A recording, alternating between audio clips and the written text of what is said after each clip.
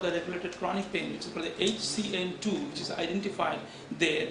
And they have studied in the genetically modified mouse in which the HCN2 gene had been deleted. And by measuring the speed of the mice withdraw from the different types of painful stimuli, the scientists were able to determine that deleting this HCN2 gene abolishes neuropathic pain. Interestingly, they found that deleting HCN2 doesn't affect the normal acute pains. Okay, so that is the good thing that it is not affecting our protection, which is needed. Even one study was done in the twins, huge the cohort study of the twins, almost 8,564. So they have seen that almost for all chronic pain syndrome, the incidence is more in the monozygotic twins than in compared to the dizygotic twins. Another thing, another study was done in common population. There are almost more than 2,500 people were there in the study, where the increased sensitivity to the experimental pain is a risk factor for the developing chronic pain. So that quantitative sensitivity testing study was done. So they have standardized the thermal, mechanical, chemical stimuli, basically the heat pain threshold in between the 42 to 49 degree.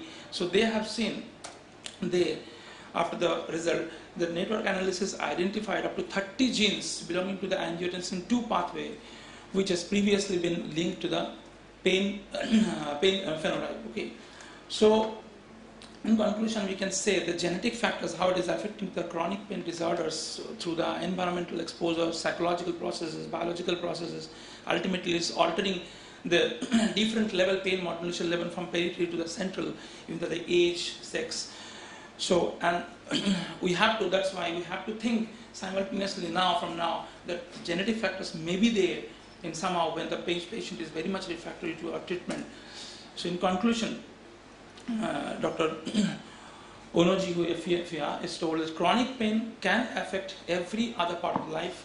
Finding genes that may play a role in the pain perception could provide a target for developing new therapies and help physicians better understanding their patient's perception of pain. Thank you.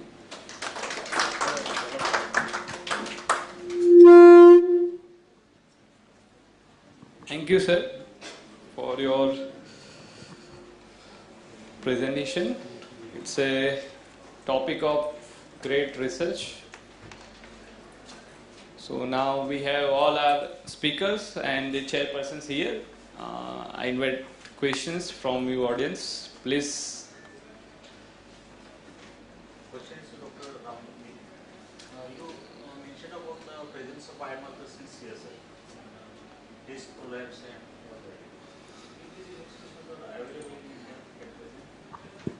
No, at present it's not available in India, and it's not even done in West also. It may become a biomarker in future. That means a lot of studies are required to determine the sensitivity and specificity of these biomarkers. So it may become a potential biomarker in future. Okay. if this research becomes successful, can we differentiate the IDD or disc? Definitely, yes. The discogenic pain, definitely we can differentiate between discogenic pain and radiculopathy, even radiculopathy with a pseudo-radiculopathy. So that's the advantage of using these biomarkers. But I suppose these biomarkers right now are very non-specific. If we talk about S100 beta, then probably every kind of thing that S100 beta is about. Right now I don't think there is any clinical, but in future, as you have rightly mentioned, they are talking about the sensitivity and specificity. The sensitivity for S100 beta and specificity is very poor. Sensitivity may be high. That's what. You should not rely only on these parameters. I told that history and physical examination can never be replaced with any of the investigations. So this can just add upon to your history and other clinical history. Do you advise any type of biomarkers in pain practice? Right now in India nobody is using. Nothing, not. Because like HLA B27 for this thing, we are doing it routinely. So should we advise it, or should we like? HLA definitely when you suspect a spondyloarthropathy. Yeah, ankylosing spondylitis. Yes. Otherwise in any other low back pain we don't just routinely we don't use it. hormonal assays are now recommended. Hormonal assays. Yes. Those are recommended now. You should get a hormonal assay. There are 4 or 5 hormones you should get. Terminal is there, estradiol is, body estradiol is there. So there are 4 or 5 hormonal assays are there. Yeah, cortisol. Which No, one? cortisol is there, pregnenolone is there, progesterone is there. Thyroid is optional. Not is It is for any kind of chronic pain? No, this is for the chronic widespread pain. Chronic widespread pain. Okay, then you are not There, interested in that. yes, there we don't have any specific diagnosis. Like if you have rheumatoid arthritis, obviously it's a rheumatoid arthritis, we have diagnosis. But if you don't have any diagnosis, like for fibromyalgia, we are not sure whether it is fibromyalgia or it is something else. So in those cases, it is recommended. Now it is there. It is in the books that we should get it done. And also for the follow-up also, it's good. And as you mentioned, it's very important to get these hormonal assays before we start on the opiates. It's very important for that. And just I would just want to add one comment into the your this thing, that ACR guidelines. You mentioned 1990 ACR guidelines. Change now. Yeah, it's 2010. They have new guidelines, and now the recommendations are not to Not on the basis not on the tender points. Tender points are not there now. Yeah. mainly on the basis of history. Yes, history, basically widespread pain. Pain and symptom severity. The most important is fatigue level. So these two things are important now. Fatigue level. Yes. Just. I want to ask, what is the importance of this biomarkers if there is MRIs and CT scans and we can put the finger for the diagnosis? What is the benefit of this biomarker? Okay. So if I take MRI of all the people who are assembled here, more than 50% may have lumbar disc prolapse at 2 or 3 levels. So is that an indication for intervention? No, right? So I told that it's history, physical examination. MRI is a very non-specific investigation of choice in a low backache. So unless you have a proper history in your mind, MRI is not of any help. So at the same time, biomarkers are not of any help unless you have a proper history or proper diagnosis in your mind. And Okay. moreover, I think the treatment progress can be well seen with Yes. the biomarkers, which the MRI, the physical findings the MRI won't reveal. But maybe if we have specific and sensitive biomarkers, we'll be able to see what treatment we are giving, what is the response of the patient, because we can do it more frequently. Like just take an example of this ankylosing spondylitis. It is a clinical diagnosis. We know that. Actually, if it is negative, we categorize it as ankylosing spondylitis. So it is basically it may add into your diagnostic probabilities, diagnostic probabilities. Maybe. Huh? RA, yes. We may not have a RA positive in all the cases. It's only positive in 80% of cases, 80 or 85. So research is on. It may come up. Because we are discussing pain, I think COX-1 and COX-2 comes a lot, particularly in the biomarker section, and the COX-2 inhibitor is so non-specific. So is it in the general treatment process, is it necessary for us to mention COX or just to forget and say that okay, it's there, but we'll just see once we are going in very depth? So my question, each and every time that I'll be hearing that word COX, but I could not hear it. So I just wanted to make sure that anybody, if they can throw any light still on COX.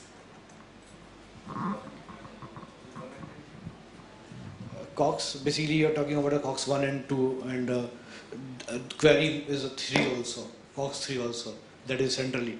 So I don't think currently anything is available, whether, basically that is a treatment part. You're talking not a clinical diagnosis part, it's a treatment part. Whether the patient is not responding to COX 1 or COX 2, why is not responding, maybe this will come up, but I don't think currently it is available. I don't think.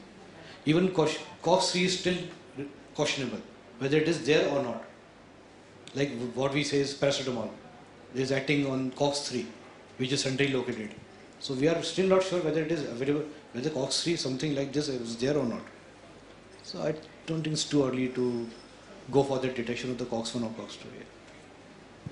I don't think. Anybody has any idea about a COX-1 detection? I don't know. I'm not sure.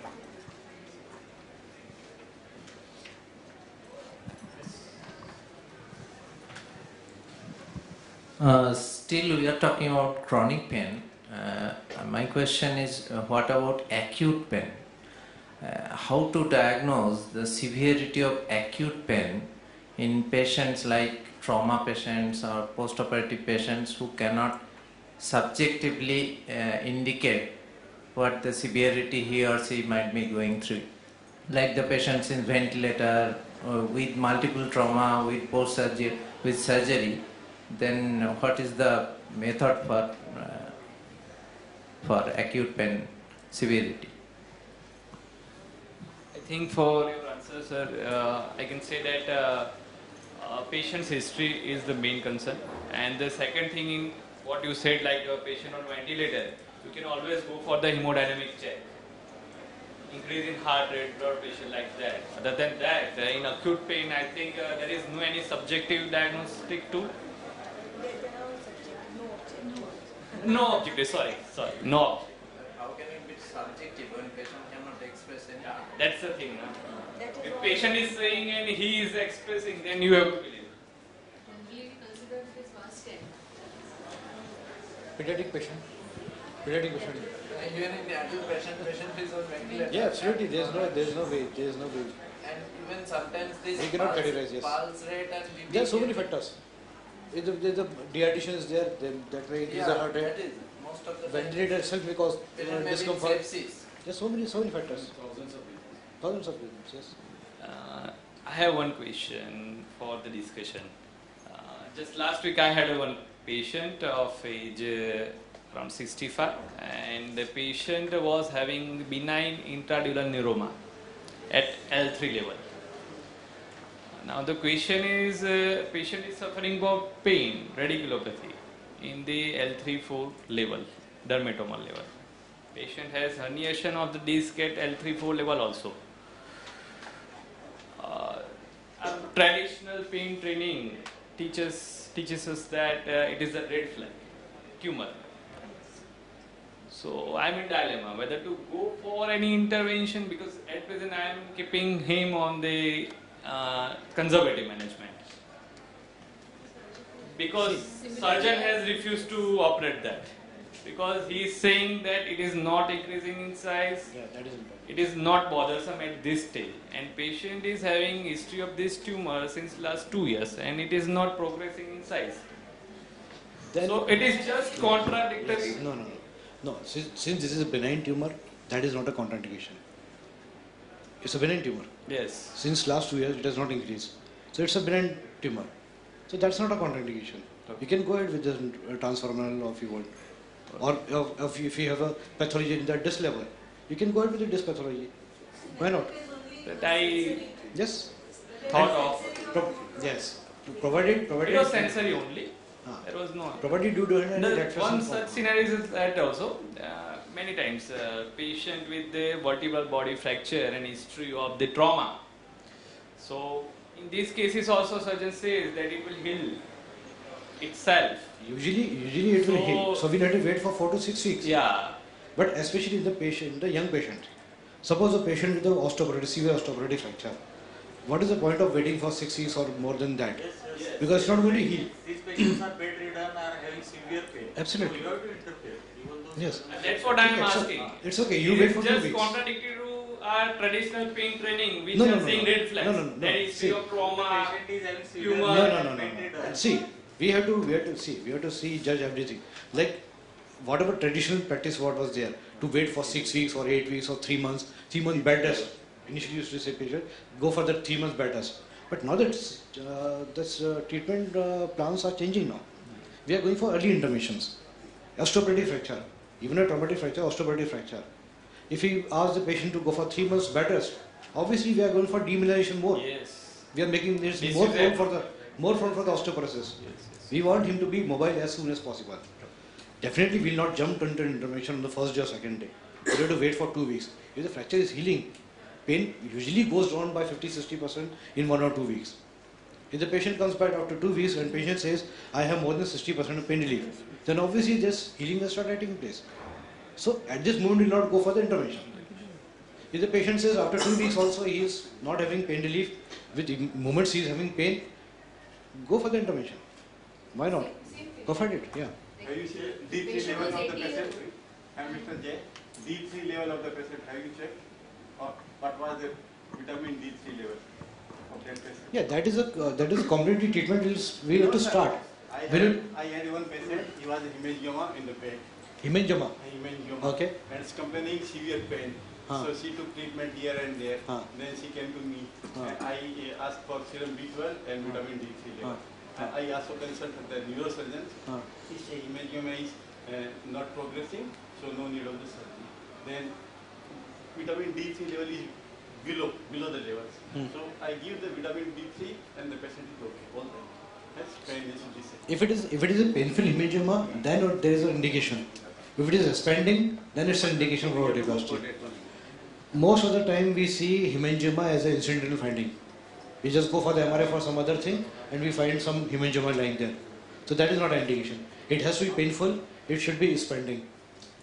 That is the main indication. If a patient is again having pain after 2 weeks of osteoporotic fracture, so what kind of After 2 weeks, if you call the patient is having pain, pain is not relieved with the conservative management, go for the vertebroplasty. If there is posterior cortex intact, not compressing the nerve roots or the cord.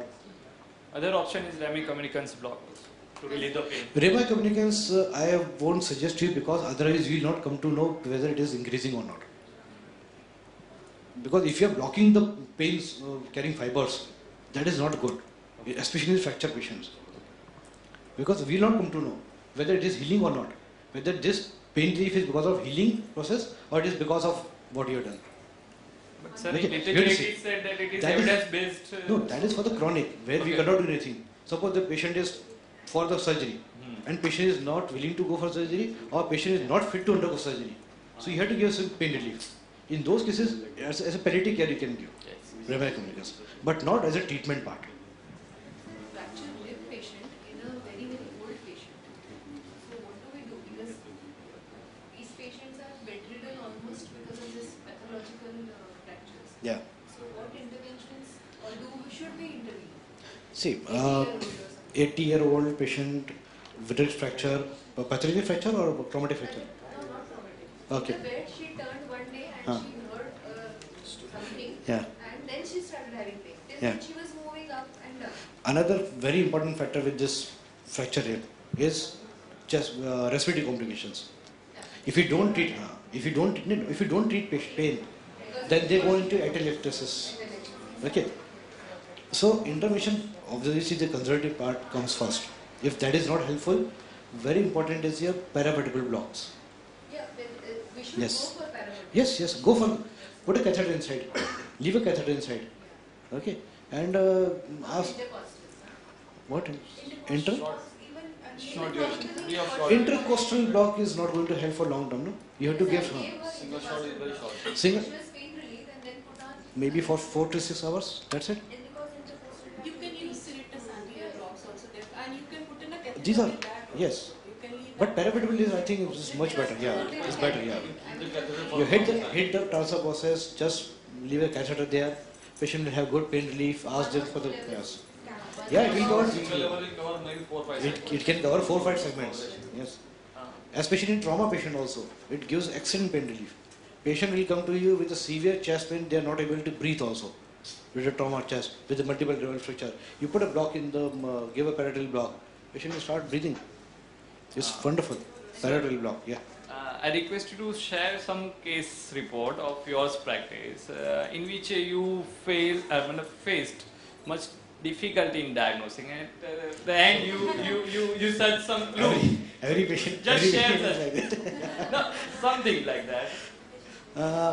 Okay, so I have this presentation. Okay, I have this presentation. I have on this investigation part of this thing only. So we have one complete session on this thing. So I'll be presenting a few cases in there. Okay. So okay, just one case, recent this thing. So there was a lady from rheumatoid arthritis, known case of rheumatoid arthritis, a doctor patient. She was on methotrexate, so very fragile patient, and she came with a severe radicular pain. So she was about to undergo surgery. So there was a cyst lying in the canal. So that was compressing the nerve. So she was advised to go undergo surgery, laminotomy and excision of the cyst. So just one day before her surgery, she came to know about the intervention procedures, and she came to me. And till that time, I had not done any intervention for the cyst. Okay, and now just imagine, patient had a sensory loss, patient had motor loss. Now again, as you were mentioning about this thing, contraindication, red flags. So that's a red flag. It's a red flag. Sensory loss, motor loss is a red flag. But now patient is having ILD because of methotrexate. She was on injectable methotrexate, so she was a case of ILD, interstitial lung disease. So I think most of us here are anesthesiologists, so we understand what is meaning of ILD, how difficult it is. And patient was very fragile, on steroids for more than 30 years. Okay. Now just imagine, spine surgery, patient is undergoing spine surgery, so a consent was taken, a very high risk consent with DOT, not a post-operative ventilation consent was taken. Now we have a red flag for this, our intervention. So what will you do? Obviously, we'll take a consent. Since it is a red flag, so we'll have to take a proper consent. We'll have to explain to the patient, yeah, this is a red flag for us, for the intervention, but we are going ahead with this thing because surgery is a even major risk for you. It's a very big risk for you. It's a bigger risk than interventions. What will happen if this intervention fails? Nothing is going to happen. She is already having motor loss. What will happen? It will fail. That's it. We are not going to do any loss or harm to the patient. So take a consent, proper consent, explain to the patient that this is the problem. It's a contraindication. Tell them.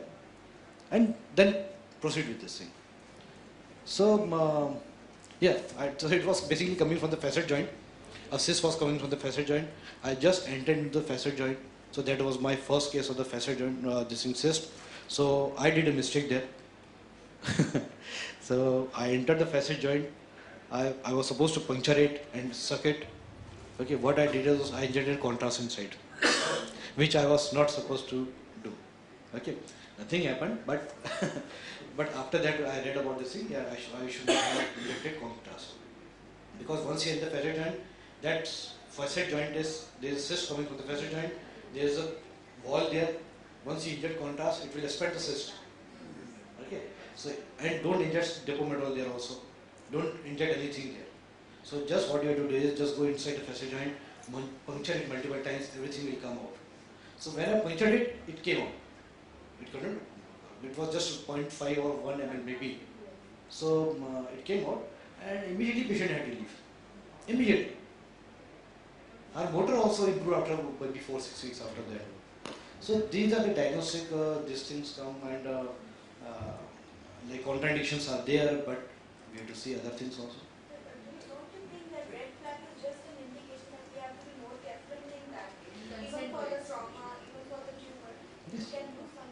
Yes. With the proper consent and with proper explanation. Proper consent and explanation. Okay, this is what is happening. Like in this case, there is a clear-cut decision that surgical indication is not there. Okay, tumor is a contraindication. But since it is a benign tumor, it is not expanding. Why not? Patient is having pain. You have other symptom is there. Why not? Sir, one 84-year-old male came to me with some kind of motor weakness. He was there with radicular type of pain. I went ahead and asked them that this has happened. Actually, surgery is the indication for motor loss. But I can give a try and you can avoid if possible. At the most, you will not have pain relief. That's all. And he had some 50-60% of pain relief and he was happy with it. So other things. So yeah, that's good. Yeah. With a good consent and absolutely. With good consent, that is very, very good. Explain to the patient and consent. These two things, and note down. Write down everything in the case sheet and have a record. Because medically this is very important for us. Because this is evolving subject, evolving field. So we have to protect ourselves from medically also. That is important. Yes. Sir, actually my question is more of personal importance to me because the person suffering is my mother. She is having very severe bilateral osteoarthritis with the subluxation of right knee, as well as she is having spondylolisthesis of pathological fracture in L5. And she is badly diabetic, her diabetes is not properly, like it doesn't come under, she's basically high risk case. Medically not fit for surgery. Not fit for surgery. We have tried all modalities for her for the pain relief. Now the thing is that her daily activities has restricted because of pain relief. She can hardly walk within the house, difficult to climb the stairs, get down the stairs. So basically she is restricted within the house and the pain is not relieving. Now I can see her wincing every time she steps one step forward. So how far the interventional pain management will help her? In this, like this is a grade 4 and beyond arthritis with a deformity. Absolutely. Okay. Genicular branch block is one of the modality which is available now with us, RF. Do it 3 level, upper this 2 and middle lower 1. So that gives, at times it gives a very drastic pain relief. I have seen patient started walking after this thing, and I have seen 100% failure also. I did this thing and there was not even a 10% or 5% pain relief. But I have seen patients who have improved like 70-80% also. 70-80% in a grade 4 arthritis, if you are giving the pain relief 70-80%, that is like, for them it's like a life. For them it's like life. Absolutely. And are there any side effects post this procedure? No, it's very safe. It's very, very safe. There is no motor loss after that also. So it's very safe. Provided patient is not willing for surgery, not fit for surgery, and patient doesn't want to undergo surgery in an initial period. Not at all. That is,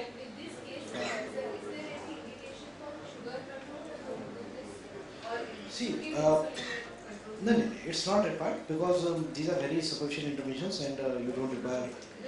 Sugar control, yes, is definitely for any intervention you should have a good control.